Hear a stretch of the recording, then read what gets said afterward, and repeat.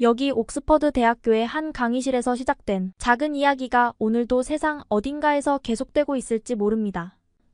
서로 다른 문화와 역사를 가진 사람들이 만나 벌어지는 특별한 순간들, 그 속에 숨겨진 이야기들을 함께 알아가 보도록 하겠습니다.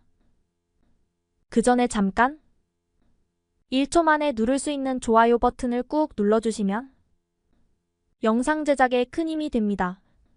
그럼 바로 사연 시작하겠습니다. 안녕하세요. 저는 옥스퍼드 대학교 언어학과에 재학 중인 엠마 헤이즈라고 합니다. 제가 경험한 놀라운 이야기를 들려드리고자 해요.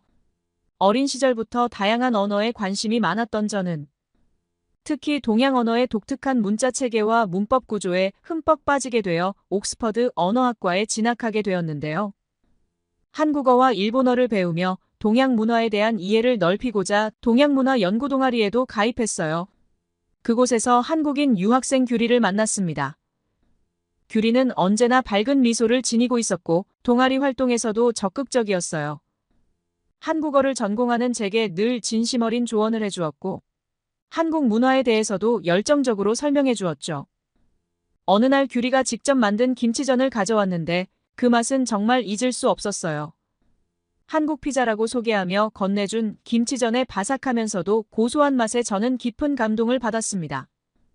김치의 알싸한 맛과 부추의 향긋함이 어우러진 독특한 풍미는 제가 지금까지 경험해보지 못한 새로운 맛이었죠.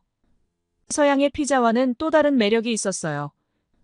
처음에는 생소했던 김치 향이 이제는 제 입맛에 완벽하게 맞아떨어졌고 그날 이후로 한국 음식과 문화에 대한 관심이 자연스럽게 생겼습니다. 규리는 제 호기심 어린 질문들에 늘 친절하게 답해 주었고 한국의 다양한 음식 문화를 소개해 주었어요. 우리 학과에는 일본인 교환학생 하세가와라는 학생이 있었는데 처음 그를 만났을 때가 아직도 기억납니다. 도서관에서 늘 공부하는 모습이 인상적이었고 수업 시간에도 예의 바르고 조용한 태도로 교수님의 신임을 받았어요. 하세가와는 학업 성적이 우수했고 지적인 면모를 보였지만 자국에 대한 자부심이 매우 강했습니다. 수업이나 동아리 활동에서 일본 문화를 소개할 때면 한없이 친절하고 겸손한 모습을 보였지만 동아시아 관련 주제가 나올 때마다 돌변하듯 강한 주장을 내세워요. 평소에 공손하고 예의 바른 모습은 온데간데 없이 사라지고 마치 다른 사람이 된 것처럼 일본의 입장만을 고집했습니다. 다음 날 동아시아 영토 분쟁을 주제로 한 세미나에서 하세가와의 이중적인 면모가 여실히 드러났는데요. 처음에는 조용히 다른 학생들의 의견을 듣는 듯 하다가 갑자기 독도 문제를 꺼내들었어요. 다케시마는 일본의 고유 영토이며 한국이 불법으로 점거하고 있다고 목소리를 높였습니다. 심지어 국제사법재판소 제소를 한국이 거부한 것을 언급하며 이는 한국이 자신들의 주장에 확신이 없다는 증거라며 비아냥거렸죠. 그의 평소 모습을 알던 우리들은 당황한 기색이 역력했어요. 그때 이 내용을 들은 규리의 눈빛이 갑자기 확 돌변했습니다. 작년 여름방학 때 독도를 직접 방문했다는 규리는 그곳의 아름다움과 역사적 의미를 직접 체험했다고 말했고 할아버지께서 독도 의용수비대 회원이셨던 덕분에 어릴 때부터 독도에 관한 이야기를 자주 들었으며 역사적 자료들도 꾸준히 공부해왔다고 합니다. 평소 서로 농담을 주고받으며 친하게 지내던 하세가와와 규리였지만 이 순간만큼은 서로가 자국을 대표하는 외교관이 된 듯 했어요. 하세가와 군, 당신이 말하는 다케시마라는 이름은 1905년 러일 전쟁 당시 일본이 독도를 불법 편입하면서 붙인 이름입니다. 규리의 목소리는 차분하면서도 단호했습니다. 삼국사기부터 시작해서 세종실록 지리지까지 수많은 역사적 문헌에서 독도가 한국 영토임을 입증하는 기록들을 하나하나 설명했습니다. 하세가와가 진중한 목소리로 끼어들었어요. 국제법상으로 봤을 때 한국의 주장은 설득력이 부족합니다. 규리는 더욱 날카로운 눈빛으로 반박했죠. 1877년 메이지 정부의 최고 기관인 태정관이 독도가 일본 과무관하다고 인정한 사실은 어떻게 설명하시겠습니까? 하세가와의 표정이 굳어졌어요. 그러나 하세가와는 단호하게 다시 한번 반박했습니다. 현재 실효적 지배 문제는 국제법적으로 재검토되어야 합니다. 규리는 이에 맞서 현재 독도에 주민이 거주하고 있으며 독도경비대가 상주하고 있다는 점을 강조했어요. 독도 등대, 주민숙소, 선착장 등 각종 시설물이 설치되어 있음을 상세히 설명했습니다.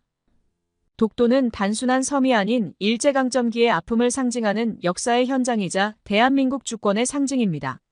규리의 목소리에는 자부심과 확신이 가득했고 하세가와는 더 이상의 말을 잇지 못했어요.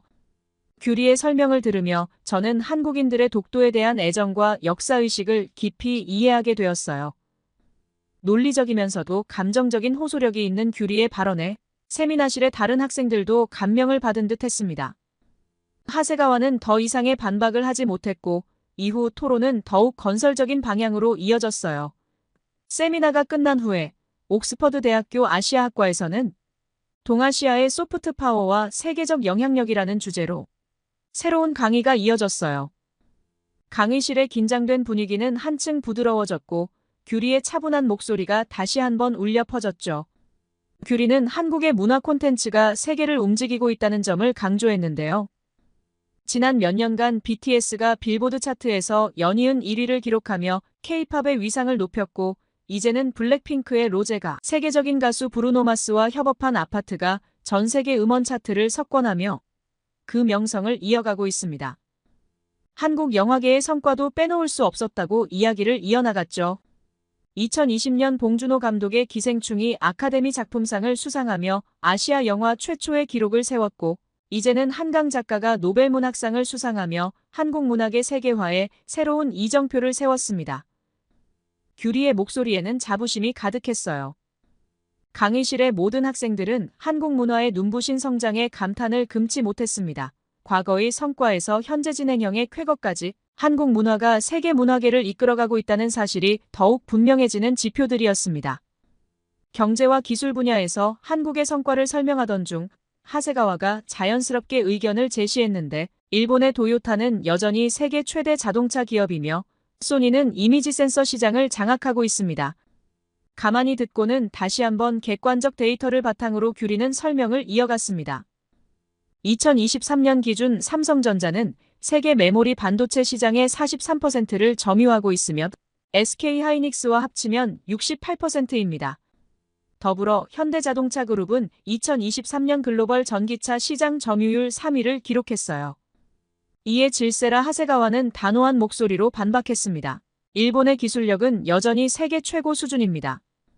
그러나 규리는 조선산업 현황을 구체적으로 제시했죠. 2023년 한국 조선사들의 전 세계 수주 점유율은 32%를 기록했습니다.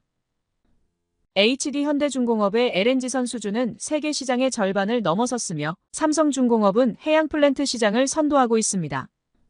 6G 기술 개발에서도 한국은 세계 특허 출원 건수 1위를 기록했고 삼성전자는 3나노 반도체 양산에 성공하며 세계 최초의 기록을 세웠습니다. 이 모든 성과는 공식적으로 발표된 데이터입니다. 제가 이 모든 것을 지켜보며 느낀 점은 한국이 이룬 성과들이 단순한 수치가 아닌 실제 세계 시장에서 인정받은 결과라는 것이에요. 하세가와도 더 이상 반박할 수 없었고 강의실은 한국의 기술력에 대한 존경심으로 가득 찼습니다. 이런 성과들은 전 세계 학생들은 한국에 괄목할 만한 성장에 감탄을 금치 못했고 저 역시 한국이라는 나라가 가진 무한한 잠재력에 깊은 인상을 받았어요. 이런 광경을 보고 하세가와의 얼굴은 점점 굳어갔고 주먹을 불끈 쥐는 모습이 보였죠. 그는 한국의 성과를 인정하고 싶지 않은 듯한 표정이었지만 객관적 데이터 앞에서 결국 침묵할 수밖에 없었습니다. 강의가 끝난 후 여러 학생들이 규리에게 다가가서 한국의 발전 비결에 대해 물었는데요. 하세가와는 멀찍이 떨어져 서서 복잡한 표정으로 그 모습을 지켜보았어요. 이날의 이야기를 통해 저는 한국이 이룩한 성과가 단순한 우연이 아닌 치밀한 계획과 노력의 결과라는 것을 깨달았습니다. 옥스퍼드 대학교에서 반가운 소식이 들려왔는데 바로 그것은 일본 도쿄대학교의 저명한 동아시아 경제사 전문가인 요시다 교수가 특별 강연을 위해 방문한다는 소식이었습니다. 요시다 교수는 일본의 경제 발전과 동아시아의 산업화 과정을 연구해온 학자로 매년 세계 유수의 대학들을 순회하며 강연을 진행한다고 했습니다. 규리와 저는 동양문화연구동아리 회장의 추천으로 이 강연에 참석할 수 있는 기회를 얻었어요. 강연장에는 경제학과, 역사학과, 정치학과 학생들이 가득했고 모두가 요시다 교수의 강연을 기대하는 눈치였습니다. 강연이 시작되고 요시다 교수는 공손하면서도 자신감 넘치는 태도로 말문을 열었습니다. 한국의 경제 발전은 세계가 주목할 만한 사례입니다. 이러한 성장은 일본의 식민지 시기에 이루어진 근대화 과정이 토대가 되었다고 볼 수 있습니다. 일본은 한국에 철도와 도로를 건설했고 근대적 교육제도와 행정체계를 도입했습니다. 현재 한국의 산업 발전도 이 시기에 만들어진 기반이 있었기에 가능했던 것입니다. 우리는 한국의 근대화에 공헌했다고 자부합니다. 순간 강연장의 분위기가 얼어붙었습니다. 저 또한 이게 무슨 소리인가? 고개를 갸우뚱할 수밖에 없었는데 그 이후 더욱 충격적인 이야기가 펼쳐졌습니다. 요시다 교수는 이어서 위안부 문제와 독도 문제도 언급했습니다. 위안부 문제는 당시 시대적 상황에서 불가피한 조치였으며 이미 1965년 한일협정으로 법적으로 해결된 사안입니다. 또한 독도, 즉 다케시마는 17세기부터 일본의 영토로 인정되어 왔으며 이는 역사적 문헌으로 증명됩니다. 한국이 주장하는 역사적 사실들은 과장되어 있으며 이는 재검토가 필요한 사안입니다. 국제사법재판소 제소를 한국이 거부하는 것은 자신들의 주장에 확신이 없다는 반증이 아니겠습니까? 조용히 듣던 규리가 손을 들었습니다. 교수님, 말씀하신 내용에 대해 몇 가지 사실을 말씀드리고 싶은데 괜찮을까요? 규리의 목소리는 정중하면서도 단호했습니다. 그러자 고개를 끄덕이며 말해보라고 사인을 주셨어요. 규리는 막힘없이 이야기를 해나가기 시작했습니다. 교수님은 해방 직후 한국의 문맹률이 78%에 달했다는 사실을 아십니까? 일제강점기 동안 한국인들은 제대로 된 교육을 받지 못했습니다. 교수님이 말씀하신 식민지 근대화로는 마치 강도가 집안 물건을 정리해놓고 그것이 도움이 되었다고 주장하는 것과 같은데 어떻게 생각하시나요? 요시다 교수는 얼굴을 붉히며 반박했습니다. 그래도 일본이 근대화의 기틀을 마련한 것은 사실이지 않습니까? 규리는 예의 바르게 하지만 강한 어조로 위안부 문제를 짚었습니다. 위안부 문제는 단순한 역사적 사실이 아닌 지금도 고통받고 계신 할머니들의 인권 문제입니다. 1991년 김학순 할머니의 최초 증언 이후 238명의 할머니들께서 피해 사실을 증언하셨습니다. 일본군 위안소 설치와 운영에 관한 공문서가 명확히 남아있고 네덜란드 정부 조사를 통해서도 강제 동원의 실체가 확인되었는데 알고 계신가요, 교수님? 그리고 12살, 13살 어린 소녀들이 무슨 자발적 선택을 할 수 있었겠습니까? 요시다 교수가 불편한 기색을 보이며 자리에서 몸을 움찔거렸습니다. 강연장의 공기는 무거워졌고 학생들의 시선이 일제히 교수를 향했습니다. 이번에는 앞서 말한 독도 문제를 짚었습니다. 1877년 메이지 정부의 최고 기관인 태정관이 독도가 일본과 무관하다고 인정했던 사실을 아시나요? 더욱이 1946년 연합국최고사령부 지령 제677호에서도 독도는 한국 영토로 명시되어 있습니다. 현재 우리 경비대가 상주하고 있으며 독도 등대와 주민숙소 등 실효적 지배를 확고히 하고 있습니다. 마지막으로 규리는 의미심장한 말로 마무리했습니다. 역사는 단순히 과거의 기록이 아닙니다. 미래를 올바르게 만들어가기 위한 길잡이라고 생각합니다. 과거의 잘못을 인정하고 반성할 때 비로소 더 나은 미래를 만들어갈 수 있다고 저는 생각합니다. 이상입니다. 요시다 교수는 안경을 축혀 올리며 위엄을 잃지 않으려 애썼습니다. 하지만 그의 떨리는 목소리는 내적 동요를 감추지 못했죠. 오늘 젊은 학생에게 많은 것을 배웠습니다. 역사는 다양한 시각에서 바라봐야 하며 서로의 아픔을 이해하고 존중해야 한다는 점을 깊이 새기겠습니다. 강연장은 잠시 침묵에 휩싸였다가 갑자기 한 학생이 박수를 치자 여기저기서 박수 소리가 터져나왔습니다. 그 순간 저는 역사의 진실을 마주하는 용기와 그것을 바르게 전달하는 지혜의 중요성을 깨달았습니다. 요시다 교수의 강연이 끝난 후 규리의 목소리는 빠르게 우리 학교에 퍼져나갔어요. 이런 에피소드가 생긴 후에 얼마 뒤 우리 학교에서 세계를 변화시킨 아시아의 힘이라는 주제로 학술 발표회를 개최했는데 앞선 강연에서 규리가 보여준 용기와 지식에 깊은 감동을 받은 저는 이번 발표회에 규리가 학술 발표를 하게 되어 큰 기대를 안고 참석했어요. 규리는 첫 번째 발표자로 나서며 마이크를 잡고 청중을 향해 따뜻하게 인사했습니다.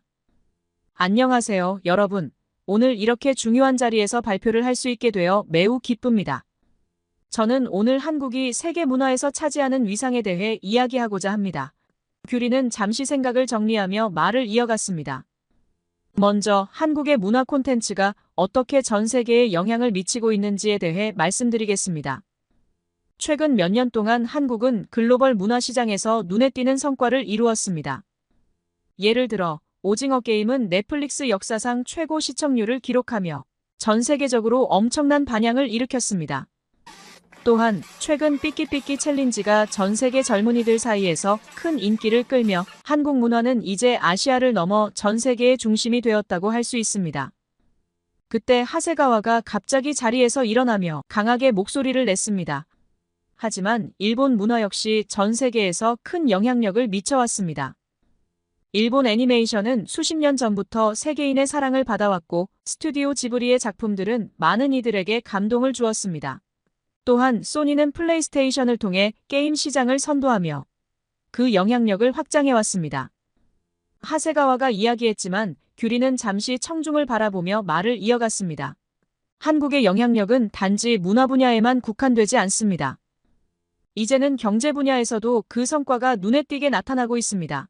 그녀는 화면을 가리키며 구체적인 사례를 들기 시작했는데요. 2023년 1분기 기준으로 세계 스마트폰 시장에서 삼성전자는 무려 22%의 점유율을 기록하며 선두를 달리고 있습니다. 그리고 TV 시장에서도 삼성전자는 18년 연속 1위를 유지하고 있다는 사실을 아시나요? 반면 일본의 소니는 TV 시장 점유율이 5%대로 하락하며 10위권 밖으로 밀려났습니다. 규리는 이어서 다른 산업에 대해서도 데이터를 제시했죠. 조선 산업에서는 더욱 눈에 띄는 성과들이 있습니다. HD현대중공업은 LNG선 수주 세계 1위를 기록하며 삼성중공업은 해양플랜트 시장에서 1위를 달성했습니다. 대우조선해양의 쇠빙 LNG선은 북극 항로 개척에 중요한 전환점을 마련했죠. 사실 한국 조선 3사의 세계 시장 점유율 45%는 일본의 미츠비시 중공업과 가와사키 중공업을 합친 20%를 2배 이상 초과하는 수치입니다. 그녀는 잠시 멈추고 강조하듯 말했어요. 그리고 친환경 선박과 자율운항 기술에서도 한국은 선두를 달리고 있다는 점에서 이는 단순한 결과가 아니라 우리가 세계 시장에서 영향력을 확실히 미치고 있다는 증거입니다. 이러한 데이터는 한국이 미래 지향적인 산업에서도 중요한 역할을 하고 있음을 잘 보여줍니다. 더욱 주목할 만한 것은 코로나19 대응이었어요. 한국의 방역 시스템은 세계의 모범이 되었습니다. 일본이 크루즈선 감염 사태로 혼란을 겪을 때 한국은 드라이브스루 검사와 투명한 정보 공개로 팬데믹에 효과적으로 대응했습니다. 하세가와는 고개를 숙인 채 자리에 앉았어요. 발표장의 모든 청중들은 한국의 놀라운 성과에 감탄을 금치 못했고 여러 질문이 이어졌죠. 규리는 마지막으로 의미 있는 말을 덧붙였어요. 우리는 역사의 아픔을 이겨내고 세계를 선도하는 국가가 되었습니다. 이것이 바로 진실을 마주하고 그것을 발전의 원동력으로 삼은 결과입니다. 과거에 묶여있지 않고 미래를 향해 나아가는 것, 그것이 바로 한국의 힘입니다. 저는 규리의 발표를 들으며 다시 한번 깊은 감동을 받았어요. 역사적 진실을 당당히 마주하고 그것을 넘어 세계를 선도하는 국가로 성장한 한국의 저력이 가슴 깊이 와닿았죠. 그리고 그런 진실을 당당하게 전달할 수 있는 규리의 용기와 지혜에 새삼 존경심이 들었습니다. 발표회가 끝난 후 우리는 근처 카페로 자리를 옮겼어요. 규리와 하세가와 사이에 오가는 대화는 여전히 계속되었습니다. 한류는 이제 25년이 넘었어. 처음엔 드라마로 시작했지만 이젠 음악, 영화, 게임, 음식, 화장품까지 모든 분야에서 세계인의 사랑을 받고 있지. 싸이의 강남스타일은 유튜브 조회수 50억 뷰를 돌파했고 로제의 아파트는 빌보드 차트 상위권을 석권했어. 이제는 한국 영화가 아카데미상을 받고 드라마는 넷플릭스 시청률 1위를 기록하고 있잖아. 그리고 2024년 기준 BTS 팬이 전 세계 한류 팬은 1억 5천만 명을 넘어섰어. BTS의 공식 유튜브 누적 조회수는 260억 회, 블랙핑크의 유튜브 구독자는 8천만 명을 돌파했지. 한류로 인한 경제적 효과만 13조 원을 넘어섰다는 건 문화적으로도 한국의 위대함을 충분히 보여줬다고 생각해. 규리의 목소리에는 자부심이 가득했습니다. 하세가와는 불편한 기색을 감추지 못하며 끼어들었어요. 우리 일본 문화도 80년대부터 세계적인 인기가 있었잖아. 미야자키 하야오의 애니메이션은 아카데미상을 받았고 90년대에는 포켓몬이 전 세계를 휩쓸었어. 지금도 많은 사람들이 일본 문화를 좋아해. 하세가와의 목소리에는 여전히 자존심이 묻어났지만 이전과는 달리 조금 수그러든 듯했죠. 하세가와는 커피잔을 만지작거리며 꽤 긴 시간 침묵했습니다. 규리가 언급한 한국의 문화적 성과들이 머릿속을 스쳐 지나갔고 평소의 강한 자부심은 서서히 무너져 내리고 있었죠. 과거 일본이 한국에 저지른 잘못들과 그럼에도 불구하고 이룩한 한국의 눈부신 발전상을 마주하니 복잡한 감정이 얼굴에 스쳐 지나갔습니다. 솔직히 말하면 하세가와가 마침내 입을 열었습니다. 내가 잘못 생각했던 것 같아. 최근에 한국 드라마를 보면서 많은 것을 느꼈어. 우리가 과거에 저지른 잘못들에 대해 제대로 된 사과도 하지 못했는데 한국은 그 모든 것을 이겨내고 이렇게 대단한 나라가 됐잖아. 아이돌 그룹의 퍼포먼스도 정말 대단해. 일본 아이돌과는 비교도 안 될 정도야. 하세가와의 목소리에는 미안함과 존경심이 섞여 있었어요. 지금까지 내가 보여준 태도는 어쩌면 일본인으로서의 자존심 때문이었을지도 몰라. 하지만 이제는 인정할 수밖에 없어. 한국은 정말 대단한 나라야. 규리는 미소를 지으며 말했어요. 이제는 경쟁이 아닌 협력을 생각할 때야. 서로의 문화를 이해하고 존중하면서 함께 발전해 나가는 게 중요하지 않을까? 하세가와는 고개를 끄덕였습니다. 내가 너무 편견에 사로잡혀 있었던 것 같아. 한국의 발전상을 보면서 많은 걸 느꼈어. 저는 잠시 생각에 잠겼다가 말을 꺼냈어요. 영국도 과거에는 제국주의 시대를 겪었어. 수많은 식민지를 가지고 있었지만 지금은 그들과 평등한 관계를 맺으며 발전하고 있지. 영연방 국가들과의 관계가 좋은 예시가 될 수 있을 것 같아. 실제로 우리나라에서도 한국의 위상이 많이 달라졌어. 예전에는 일본 문화만 알았다면 이제는 한국 문화가 더 인기 있을 정도야. 런던 중심가의 한 식당은 늘 예약이 가득 차 있고 K-팝 공연 티켓은 순식간에 매진돼. 우리 영국 학생들 사이에서도 한국어를 배우는 게 트렌드가 됐어. 하세가와의 표정이 한결 부드러워졌습니다. 맞아. 이제는 서로를 인정하고 배우는 게 중요해. 저는 이 모든 대화를 지켜보며 문화의 힘이 얼마나 큰지 실감했어요. 한국 문화는 단순한 콘텐츠를 넘어 사람들의 인식을 변화시키고 서로를 이해하게 만드는 다리가 되고 있었죠. 영국인으로서 보면 한국은 아시아의 새로운 문화 강국으로 자리매김했고 이는 분명 실력으로 얻어낸 결과라고 생각합니다.